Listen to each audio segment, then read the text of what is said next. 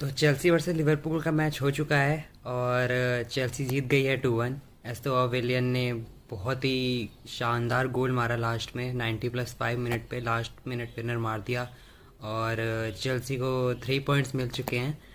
अब बहुत ही अच्छा मैच। सबसे पहली बात, चेल्सी वर्सेस लिवरपूल का मैच वैसे अच्छा होता है नहीं, बहुत बोरिंग से मैच होते हैं, 0-0 1-1 ड्रॉ ही होते हैं ऑलमोस्ट।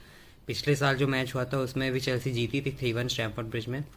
इस बार फिर हम स्टैमफोर्ड ब्रिज में जीत चुके हैं लिवरपूल से 2-1। मैच की बात करें तो स्टार्ट हुआ फर्स्ट हाफ तो बहुत ही क्लियर तरीके से हम डोमिनेट कर रहे थे। फर्स्ट हाफ हमने बहुत ही अच्छा खेला। हर एक प्लेयर, मतलब पूरे ही मैचेस में हर एक प्लेयर जो भी फील्ड पे था हमारे लिए, सब ने कंट्रीब्यूट बहुत ही अच्छा किया है। और जब स्टार्ट हुआ तो रीक जेम्स एज एक्सपेक्टेड था कि रीक जेम्स स्टार्ट करेंगे मिडफील्ड में विद कायसेडो एंड एंजो। पर मेरेस्का ने इस बार रीक जेम्स को राइट बैक ही रखा और गुस्तो को वहाँ पे इन्वर्ट कराया, जो अच्छा रहा। ये ट्वीक जो था, टेक्निकल ट्वीक मेरेस्का का काम कर गया।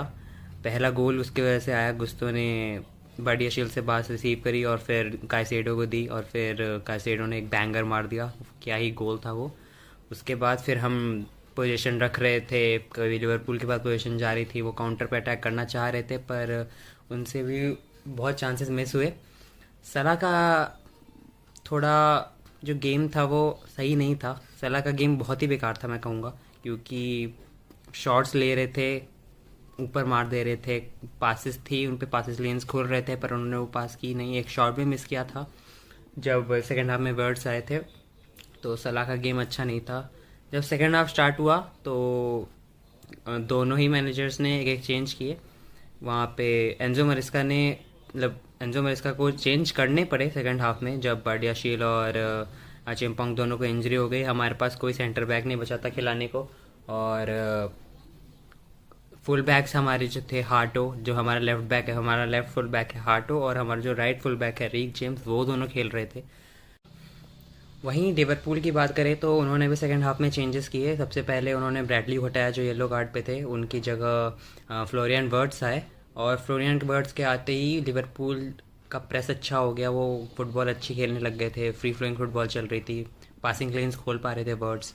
उसके बाद फिर जो फिर और भी चेंजेस किए फिर उन्होंने। वहाँ कोनाटे को भी इंजरी हो गई है और उसकी वजह से ग्रेवनबर्च को फिर सेंटर बैक डाल दिया गया। उनके पास भी सेंटर बैक के ऑप्शंस ज़्यादा है नहीं, तो ग्रेवनबर्च को वहाँ खेलना पड़ा। मैकेलिस्टर का भी अच्छा परफॉर्मेंस नहीं जा रहा था, उनको भी हटाया गया। और रॉबर्टसन आए करके इसकी जगह। बहुत सारे चेंजेस किए, एंडो आया लास्ट में, जोन्स आए। बहुत चेंजेस तो बहुत सारे किए, लेकिन आर्ने स्लॉट के लिए जो चेंजेस थे वो, मतलब ऑन पॉइंट चेंजेस नहीं कहूँगा मैं, क्योंकि आप अपने अटैकर्स को नहीं हटा रहे हो। सलाह का गेम अच्छा नहीं था, आपको सलाह को हटाना चाहिए था, कि ऐसा को लाना चाहिए था। आपको कैको का अच्छा नहीं जाता, उनकी जगह कोई और आ सकता था। और आर्ने स्लॉट कहीं ना कहीं मेरे को ऐसा लगता है कि लास्ट में पॉइंट के लिए चले गए, क्योंकि उनके पास एक चांस था जब उन्होंने एंडो को, जब वो एंडो को लेके आए तो मेरे को ऐसा लगा कि अब आर्ने स्लॉट पॉइंट के लिए जा रहे हैं। वो ज़रूरी हाँ था कि वहाँ पे लिवरपूल अटैक कर रही थी, चेल्सी भी अटैक कर रही थी सेकेंड हाफ के एंड में। बहुत ही दोनों ही टीमों को चांस मिल रहे थे। एंजो फर्नांडिस का वहाँ चांस मिस हुआ, लिवरपूल भी चांस मिस कर रही थी। कर्टिस जोन्स का शॉट आया था एकदम लास्ट में, वो भी पोस्ट के ऊपर से चला गया। उसके बाद फिर चेल्सी को बॉल मिलती है, कुकुरेला एंजो फर्नांडिस को देते हैं, एंजो फर्नांडिस होल्ड करते हैं कुछ टाइम बॉल के लिए। उसके बाद कुकुरेला रन बनाते हैं। उसके बाद कुकुरेला बैक लाइन को बीट करके एक पास निकालते हैं एस्तोआ विलियन के लिए, और एस्तोआ विलियन वहाँ फिनिश कर देते हैं। और चेल्सी स्टैमफोर्ड ब्रिज इरप्ट हो जाता है। स्टैमफोर्ड ब्रिज में सारे लोग पागल हो जाते हैं, एंजो मरेस्का भाग जाते हैं सारे प्लेयर्स की तरफ, उनको भी एक रेड कार्ड मिल जाता है। एक बार फिर रेड कार्ड मिल चुका है चेल्सी को, 4 मैच 4 रेड कार्ड हो चुके हैं और चेल्सी जीत जाती है मैच। अब इसके बाद जो सबसे ज़्यादा इस मैच के बाद अगर किसी को फ़ायदा हुआ तो वो आर्सेनल है, क्योंकि अब वो टेबल टॉपर्स हो चुके हैं। इंटरनेशनल ब्रेक आ चुका है। इंटरनेशनल ब्रेक में जाते वक्त आर्सेनल ऑन टॉप, बहुत ही बड़ी बात है उनके लिए। लिवरपूल का फॉर्म बहुत ख़राब चल रहा है। चीज़ें ठीक करनी पड़ेंगी आर्ने स्लॉट को, क्योंकि चीज़ें वर्कआउट नहीं कर रही है उनके लिए। अभी वो आइडेंटिटी नहीं दिख रही है मेरे हिसाब से। लिवरपूल में क्या प्रॉब्लम है कि ये प्लेयर्स, बहुत सारी चीज़ें चेंज हुई हैं लिवरपूल में। और जो भी चेंजेस हुए हैं वो केमिस्ट्री नहीं बनी है, मैं ऐसा कहूँगा। जो प्लेयर्स हैं, जो प्लेयर्स साथ में खेल रहे हैं, उनके बीच में कोई केमिस्ट्री नहीं है, ज़्यादा केमिस्ट्री नहीं है।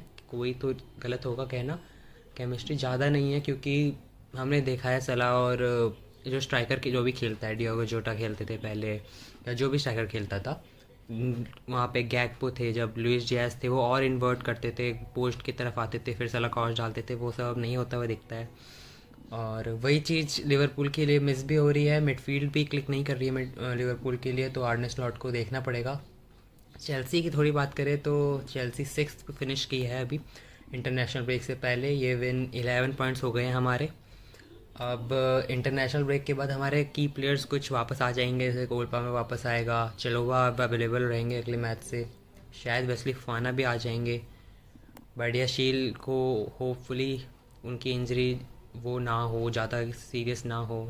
चौशा चिम्पोंग है हमारे पास, तो हमारे पास वो प्लेयर्स आ जाएंगे।